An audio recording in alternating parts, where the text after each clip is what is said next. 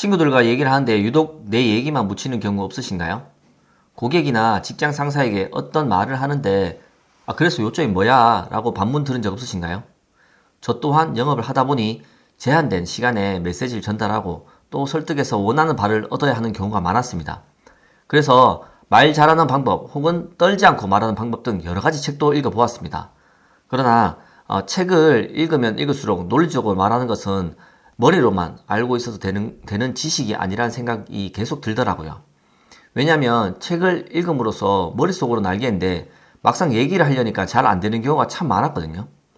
특히나 영업을 할 때 고객에게 어떤 말을 해야지 하고 마음속으로 다짐을 하고 가도 하고자 하는 얘기의 절반도 못하는 경우가 허다했습니다. 반면 말을 청산유수처럼 잘하는 상사나 선배들을 보고 있으면 정말 타고났다는 생각이 절로 들었거든요. 물론 태생적으로 말을 재밌게 논리적으로 잘하는 사람은 있다고 생각합니다. 그러나 재밌게 말하기는 몰라도 하고자 하는 말을 제대로 전달하는 것은 어느 정도 연습을 하면 된다는 것을 경험적으로 배우게 되었습니다. 물론 지금도 제가 말을 엄청나게 잘하는 건 아닐 뿐더러 저는 스피치의 전문가도 아닙니다. 그렇지만 15년간 영업을 하면서 많은 실패와 그로 인한 저만의 노하우가 생겼습니다. 비싼 스피치 학원 가서 돈 쓰기 전에 오늘 제 얘기 한번 들어보시고 도움이 되셨다면 좋아요 한번 부탁드리겠습니다. 그러면 먼저 첫 번째는 여러 가지 상황을 준비하자입니다. 제가 처음에 제약 영업을 시작할 때 일입니다. 그때는 개인 병원에 원장님에게 영업을 할 때인데 어떤 얘기를 해야 하는지 또 원장님이 어떤 질문을 할지 정말 너무 막막하고 두렵기까지 하더라고요. 영업을 해보신 분은 아실 거예요. 저 역시 첫 면담이 너무 떨려서 당시에는 담배를 피울 때인데 진짜 한 3가지 정도는 피웠던 것 같아요. 어떻게 보면 담배를 피면서 닥칠 상황을 준비한다기보다 그냥 시간을 끌고 있는 느낌이랄까? 뭐 그랬던 것 같습니다. 그런데 제가 그때 나름 시뮬레이션으로 한 6가지 정도 상황을 만들어서 준비를 했었거든요. 예를 들면 내가 이 제품의 효과에 대해서 얘기를 하는데 원장님이 가격에 대해서 뭐 비싸다는 등 여러 가지의 태클을 건다거나 아니면 뭐 대화 자체를 거부했을 때 어떻게 내가 대응을 할 건지 등등 여러 가지를 준비했었습니다. 다행히 한 가지의 시뮬레이션처럼 대화가 이어지진 않았지만 큰 사고는 없이 대화를 마칠 수는 있었던 것 같아요. 지금도 전 중요한 대화에 대해서 고객과 얘기하기 전에는 어떤 얘기를 할지 준비를 합니다. 신입사원 때처럼 멘트를 만들진 않지만 키 메시지나 핵심 단어 등은 각인하는 것 같아요. 그게 아무것도 아닌 것 같지만 준비를 하면 일단 대화를 하는 데 있어서 자신감부터 다르다는 것을 느끼실 수 있을 겁니다.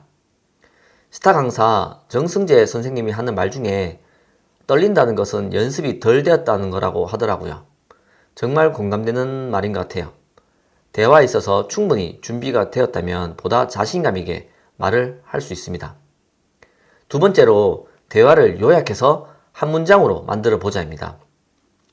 바꿔 말하면 오늘 대화의 목적이 뭔지 정확하게 알고 대화하기입니다. 우리가 학생 때 책을 읽으면 긴 글을 읽고 요약하기를 하잖아요. 그거와 비슷하다고 생각하시면 됩니다. 자칫 자세한 상황 설명 및 내용 등을 전달하기 위해 많은 미사어구 등을 사용해서 말을 하시는 경우가 있습니다. 상대방이 우리 대화에 집중을 한다면 모를까, 그렇지 않는다면 도통 무슨 말을 하는지 모를 수가 있기 때문에 말하고자 하는 말을 명확하게 알고 또 정확하게 얘기하는 게 중요합니다.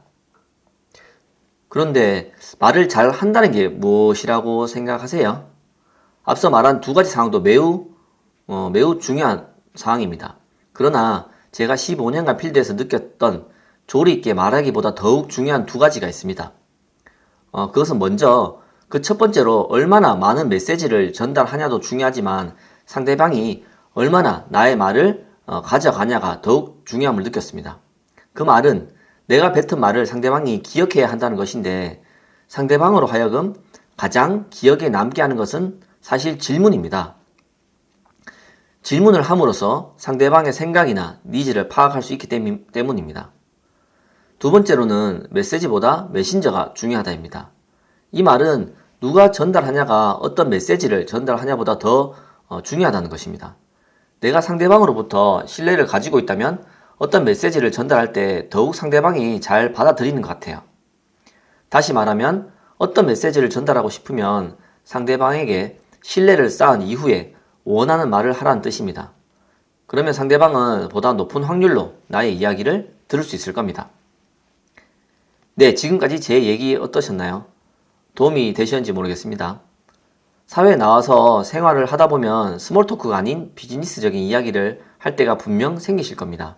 그때 미리 생각하고 간단하게 요약하는 습관만 들여도 논리적이고 말 잘하는 사람으로 기억될 것입니다. 더욱 나아가서 상대방에게 신뢰를 쌓은 후 적절한 질문하기와 함께 이야기를 풀어간다면 더욱 원하는 것을 얻을 수 있을 겁니다. 그럼 이야기가 좋았다면 좋아요, 구독 부탁드리겠습니다. 감사합니다.